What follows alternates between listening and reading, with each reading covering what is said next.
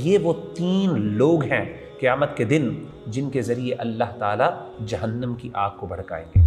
قیامت کے دن اللہ تعالیٰ نزول فرمائیں گے، اللہ آئیں گے جیسے اللہ کی شان کو لائق ہے، اور لوگ جو ہیں پوری امتیں اکٹھی ہو جائیں گی ساری اللہ کے سامنے۔ 3 قسم کے لوگوں کو بلایا جائے گا۔ پہلے وہ شخص جس نے قرآن مجید کو حفظ کیا ہو یا قرآن مجید کا جو ماہر ہو، جس کو اللہ تعالیٰ نے قرآن مجید کی نعمت عطا کی ہو۔ وَرَجُلٌ قُتِلَ فِي سَبِيلِ اللَّهِ، دوسرا وہ شخص جس نے اللہ کی راہ میں جہاد کیا، قتال کیا، اور اس میں اس کی موت واقع ہو گئی۔ وَرَجُلٌ كَثِيرُ الْمَالِ، اور تیسرا وہ شخص جس کو اللہ نے بہت زیادہ مال عطا کیا ہو۔ یہ 3 بندوں کو لایا جائے گا۔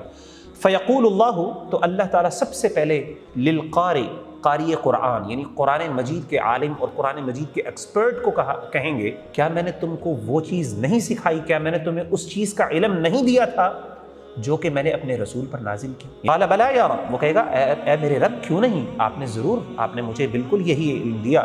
قال فماذا عملت فيما علمت، بتا تو نے وہ عمل کیا کیا اس کے اوپر، جو میں نے علم دیا اس پر تو نے عمل کتنا کیا؟ وہ کہے گا کہ اے اللہ تعالیٰ، میں پورا دن اور پوری رات اسی قرآن مجید کی تلاوت کرتا تھا، راتوں کو بھی قیام اللیل کرتا تھا، اور صبح بھی قرآن مجید کی تلاوتیں کیا کرتا تھا، ہمیشہ قرآن مجید کو اپنے ساتھ لگا کے رکھتا تھا، اس کے ساتھ وابستہ رہتا تھا۔ وَتَقُولُ لَهُ الْمَلَائِكَةُ كَذَبْتَ، اور جب اللہ کہیں گے تو جھوٹا ہے اور تو نے جھوٹ بولا، تو اسی طریقے سے فرشتے بھی کہیں گے تو جھوٹا ہے، تو نے جھوٹ بولا، تو نے اس لیے یہ کام کیا تاکہ تجھے لوگ کہیں کہ کیا بڑا قاری ہے، کیا قرآن مجید کے بارے میں بولتا ہے، کیا ایکسپرٹ ہے قرآن مجید کا۔ اس شخص کو لایا جائے گا جس کو اللہ تعالیٰ نے مال دیا۔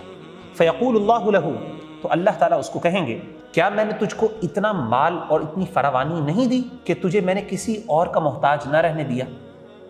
قال بلا یا رب، وہ کہے گا اے میرے رب کیوں نہیں، واقعی آپ نے مجھے یہ دیا، یہ تو نے اس کا کیا کیا جو میں نے تجھے عطا کیا، جو مال میں نے تجھے دیا تھا اس کا تو نے کیا کیا، اس کے بارے میں مجھے رپورٹ دے، اس کا مجھے بتا۔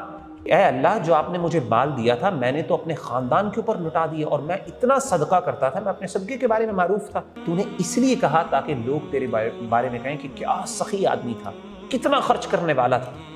فقد قیل ذاک، تو جو تو چاہتا تھا وہ تجھے مل گیا۔ تیسرا وہ شخص، آپ صلی اللہ علیہ وسلم نے فرمایا کہ تیسرے شخص کو لایا جائے گا جس نے اپنی جان اللہ کی راہ میں دے دی۔ فیقول اللہ لہ، اللہ تعالیٰ اس کو کہیں گے، فی ماذا قتلت، کس چیز کے لیے، کس کے لیے تو نے اپنی جان دی؟ حکم دیا گیا تھا کہ میں تیری راہ میں جہاد کروں، لڑوں۔ فقاتلت حتی قتلت، میں نے لڑائی کی، میں نے جنگ کی، میں نے جہاد کیا، حتی قتلت، یہاں تک کہ میری جان چلی گئی۔ فیقول اللہ تعالی لہ، اللہ تعالیٰ کہیں گے کذبت، تو نے جھوٹ بولا، اور تو نے یہ کام تو صرف اس لیے کیا تھا تاکہ لوگ کہیں کہ آپ بہادر آدمی ہیں، کیا لڑاکا آدمی۔ فقد قیل ذاک، تو جو تو چاہتا تھا وہ تجھے مل گیا۔ یہ وہ 3 لوگ ہیں قیامت کے دن جن کے ذریعے اللہ تعالیٰ جہنم کی آگ کو بھڑکائیں گے۔ They will be the fuel of the fire of جہنم۔ انسان کو اپنی جان کتنی عزیز ہوتی ہے، انسان کو اپنا مال کتنا عزیز ہوتا ہے۔ امیجن کریں انسان کو پوری زندگی کا جو ان کا مشغلہ، ایک بندے نے پوری زندگی قرآن مجید کے ساتھ گزار دی، اتنے بڑے بڑے عمل، اپنی جان اللہ کی راہ میں دینا کوئی چھوٹی بات نہیں ہے۔ اسی طریقے سے آپ دیکھیں اپنا مال پورا کا پورا اپنے فیملی ممبرز کے اوپر لٹا دینا اور صدقہ کر دینا، اللہ کی راہ میں خرچ کر دینا کوئی چھوٹی بات نہیں، بہت کم لوگ ہیں ایسے کرنے والے۔